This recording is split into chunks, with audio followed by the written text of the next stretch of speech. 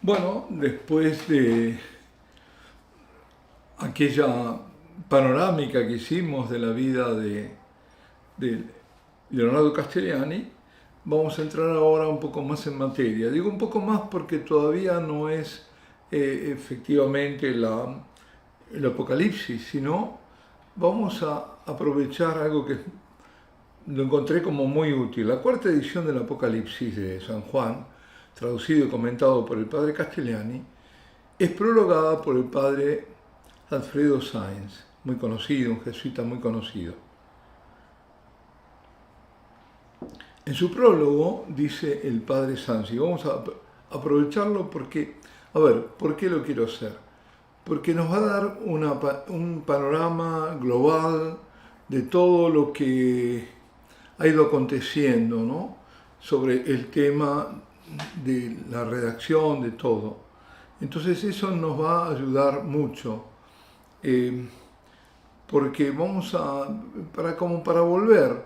Yo creo que este vídeo va a ser útil porque se va a volver sobre el tema, quizás más de una vez, para recordar o para ver el panorama global, ¿no? Pues bien, en su prólogo, dice el padre Sáenz, Castellani se aboca a la interpretación de este libro del Apocalipsis, con la ayuda de la gran tradición patrística de la Iglesia y de autores más recientes como Newman, como Billiot y como Piper, Joseph Piper. Bueno, nosotros, como decía el propio Castellani, ¿no? A veces somos como enanos montados sobre gigantes. Estos han sido grandes, pero han visto de lejos. Nosotros vemos montados sobre ellos, sobre todo lo que han dicho, acercándonos aún más a los acontecimientos, podemos ver más. Castellani ha entendido bien que el Apocalipsis no debe ser interpretado como una historia lineal, no lo es, sino de acuerdo a leyes de otro género. ¿Y cuál es ese otro género? La profecía.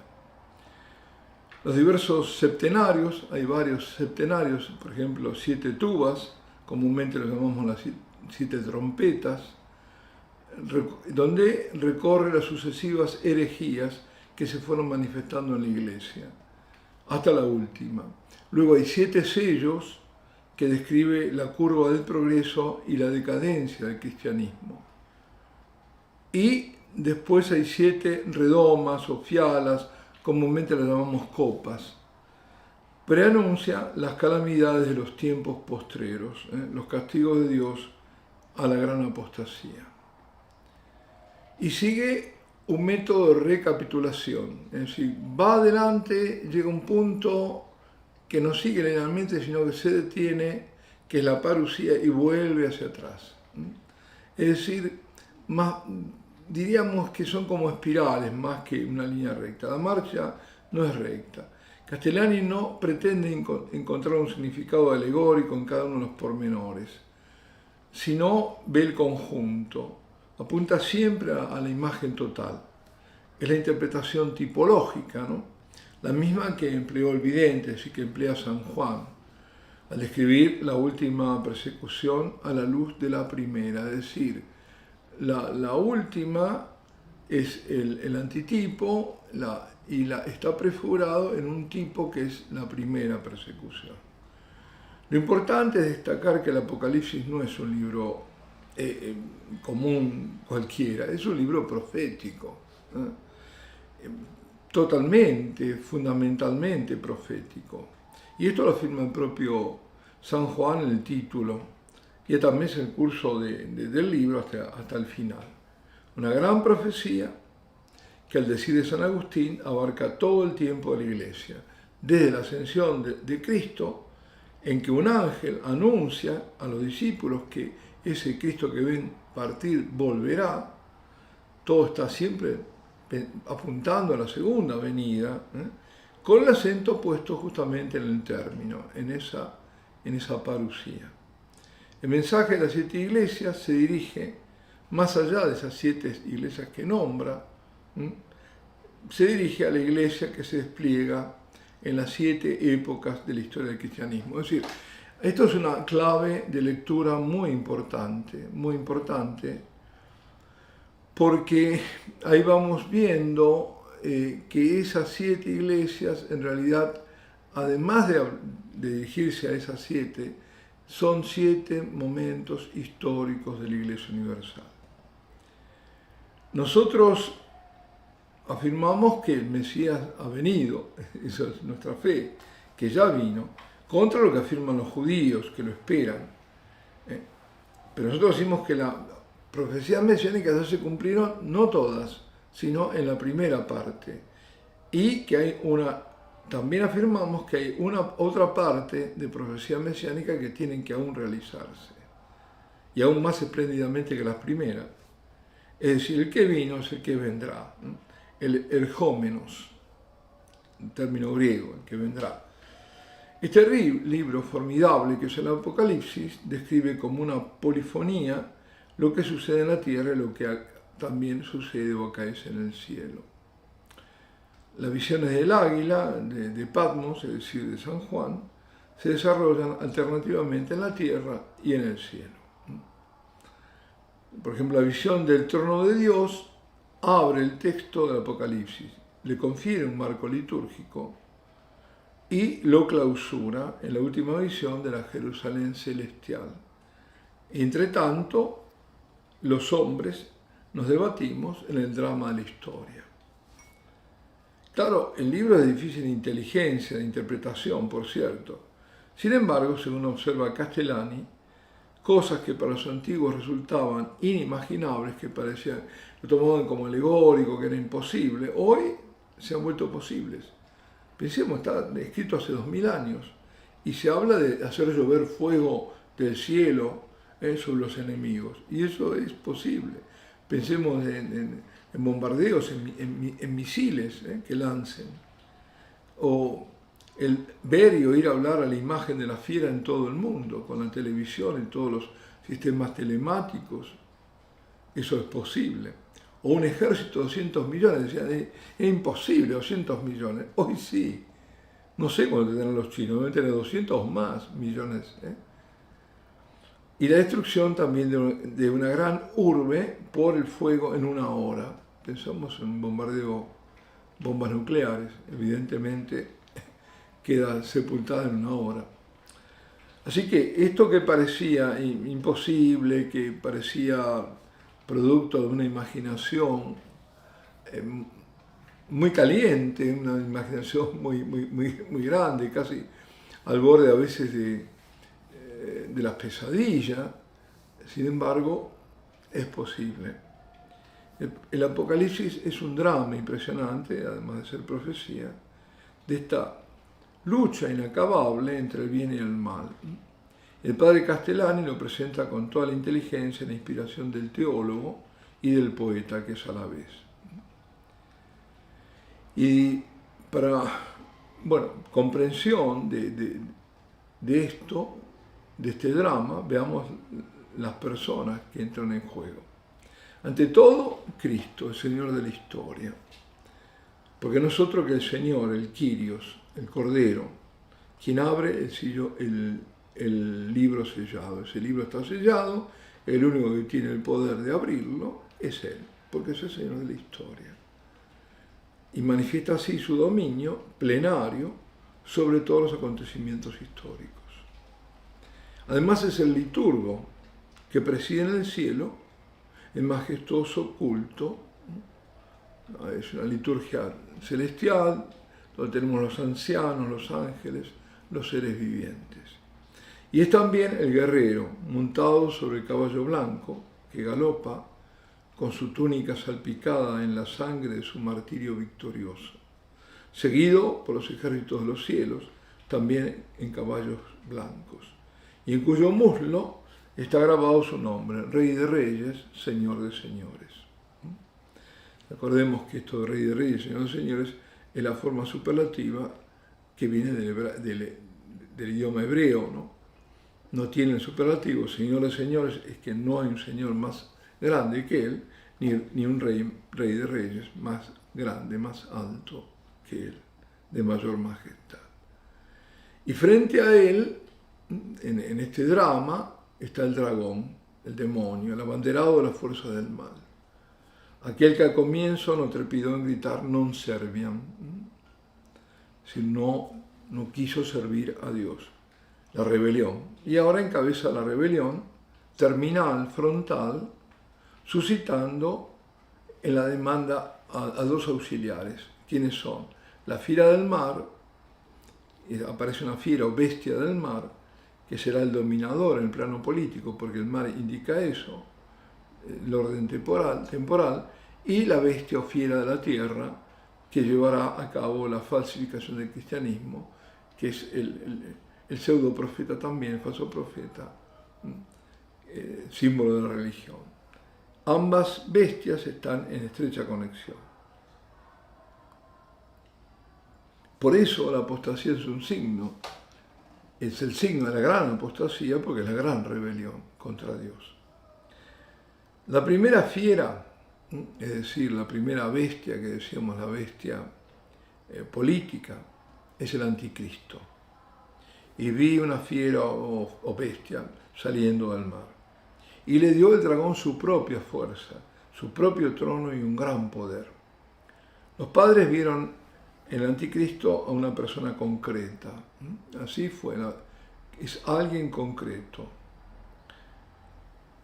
En el Renacimiento surgió la idea de un anticristo colectivo, impersonal. Bueno, sí, hay una época del anticristo, hay todo, pero siempre se concretiza en una persona. Y el nombre anticristo viene de San Juan. San Pablo no lo llama así, lo llama anomos, es decir, el sin ley. Cristo, ¿cómo lo llamó? El otro. He venido en el nombre de mi Padre, no me habéis recibido, vendrá otro en su nombre y lo recibiréis. Y parece que aparecerá como superviviente en una lucha entre reyes, entre grandes poderes, ¿no?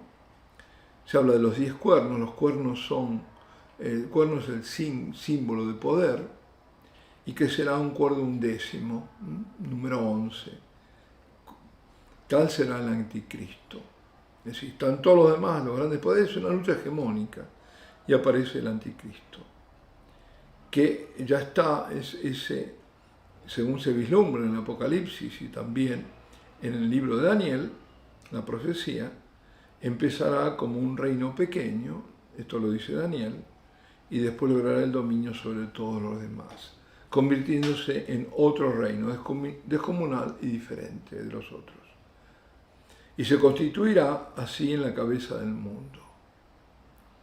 Para algún exégeta, el cuerno pequeño que crece casi de golpe podría ser el reino de Israel, comenzando el anticristo por ser rey de los judíos, quienes se le someterán, por eso dice otro, viene en su nombre y lo recibiréis, van a creer que es el esperado Mesías, que lo están esperando, los va a engañar, hasta que se desengañen cruelmente, cuando llegue a la cúspide, y perseguirá a todas las religiones, incluso la de sus padres.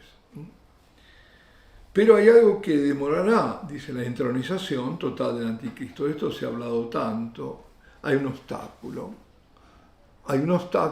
El famoso catejón, el catejos, es decir, un obstaculizante.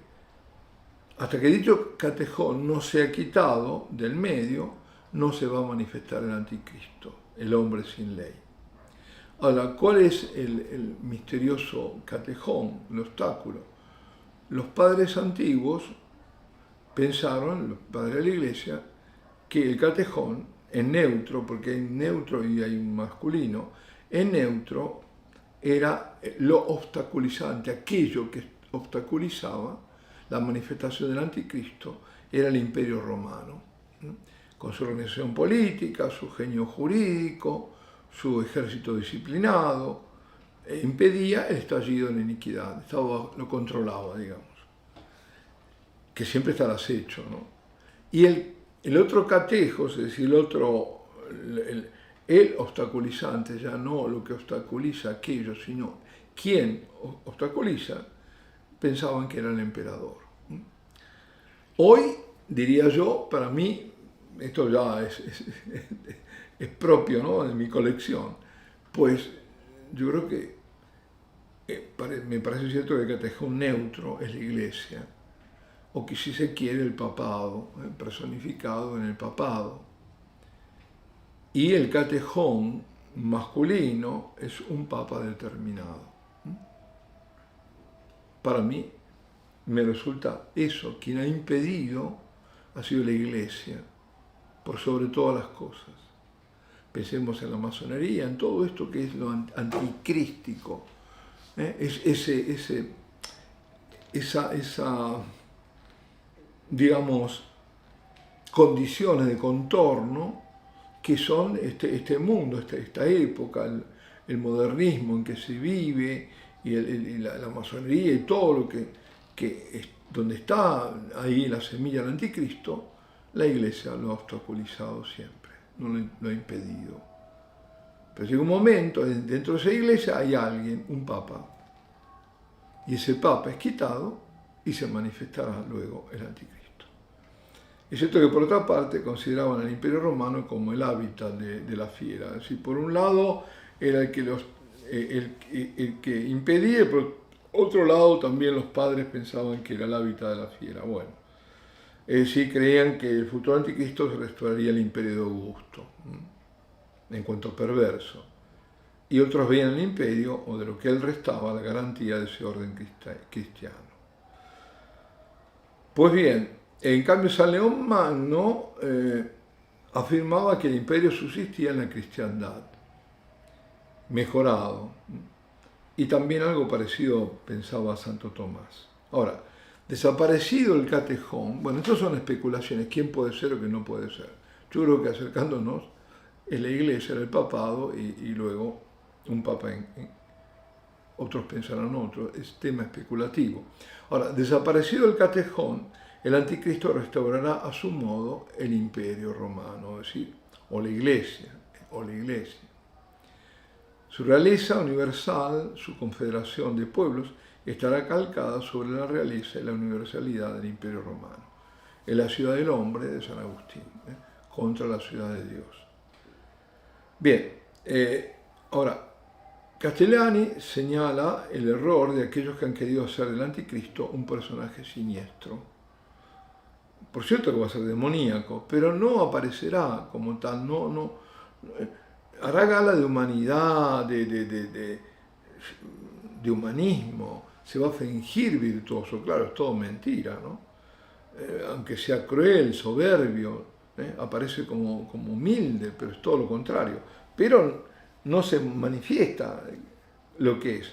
Y van a anunciar quizás la restauración del templo. Si pensamos en eso de que podría salir del judaísmo, entonces más que seguro que restauran el templo, que es lo que quieren hacer, no podrán, pero bueno, es lo que quiere restaurar el templo de Jerusalén. Pero no será en beneficio de los judíos, sino para entronizarse él y recibir allí honores divinos, quizás como hijo del hombre, es decir, como auténtico Mesías, como el fruto más perfecto de lo humano, soberbiamente divinizado, porque lo que quiere, y está dicho, se va a poner en lugar de Dios. Y no se contentará con negar que Cristo es Dios y Redentor, sino que se erigirá en su lugar como el verdadero Salvador de la humanidad. Será, como dice Soloviev, el simio de Dios, el mono de Cristo. Va a encarnar la hipocresía sustancial de los mismos fariseos del siglo I, que ahí estaba el misterio de iniquidad en ellos, ¿no? No solo eran tenidos por santos, sino que ellos mismos se creían santos. Vamos a detenernos aquí.